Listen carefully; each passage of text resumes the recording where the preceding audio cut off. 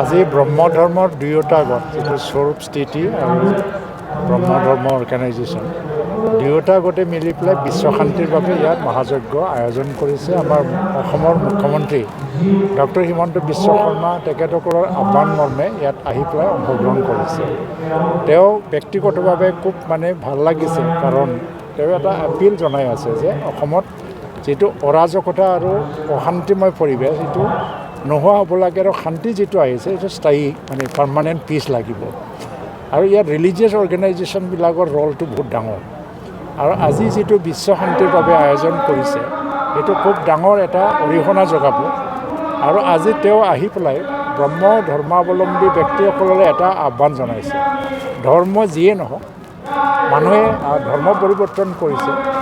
ৰিফৰ্মৰ নামত, সংস্কাৰৰ নামত বহুত ধৰ্মৰ পৰিৱৰ্তন কৰিছে।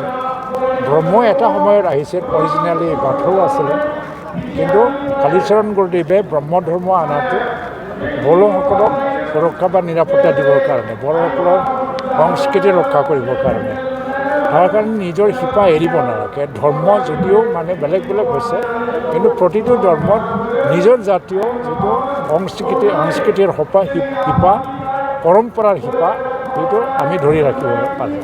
আৰু এনেকৈ আমাৰ পৰিচয়টো দিব লাগে। এতিয়া ব্ৰহ্ম ধৰ্মৰ প্ৰচাৰৰ বাবে তেখেতে ব্ৰহ্ম ধৰ্মৰ দুয়োটা গোটক বছৰেকীয়া এটা আৰ্থিক অনুদান দিয়াৰ কথা ঘোষণা কৰিছে। এইটো এমাউণ্ট কিমান হ'ব তেওঁ নিৰ্ধাৰণ কৰিব। আৰু এটা হ'ল যে গুৰুধাম পৰ্বতজোৰাত কালীচৰণ গুৰুদেৱে য'ত জন্ম হৈছিলে তাতে মৃত্যুবৰণ, তাৰ যিটো মেমৰিয়েল গ্ৰাউণ্ড তাতে আছে, তাৰ কাৰণে 3 কোটি টকা ঘোষণা কৰিছে। আৰু স্বৰূপ স্থিতিৰ যিটো হেডকোৱাৰ্টাৰ ৰৌমাৰীৰ আশ্ৰম, তাৰ কাৰণে 2 কোটি টকা, আৰু যিটো 100টা ব্ৰহ্ম মন্দিৰ আছে, উপাসনা স্থলী, এইবিলাক 5 লাখ টকা দি পেলাই ডেভেলপ কৰিবৰ কাৰণে এটা ঘোষণা কৰি গৈছে। আৰু বাথৌ ধৰ্মৰ বাবেও তেখেতে এনেধৰণৰ আঁচনি ঘোষণা কৰিছিল। তেখেতে বিচাৰে বড়োসকলে য'তেই নাথাকক, যি ধৰ্মতে নাথাকক, নিজৰ যিটো পৰম্পৰা, সংস্কৃতি, যিটো শিপা, root of the culture and tradition, সেইটো ৰক্ষা কৰক। আৰু খিলঞ্জীয়া জাতি হিচাপে নিজকে বচাই ৰাখিবৰ কাৰণে যাতে চেষ্টা চলায়, চবকে আহ্বান জনাইছে, তেওঁ বিচাৰিছে।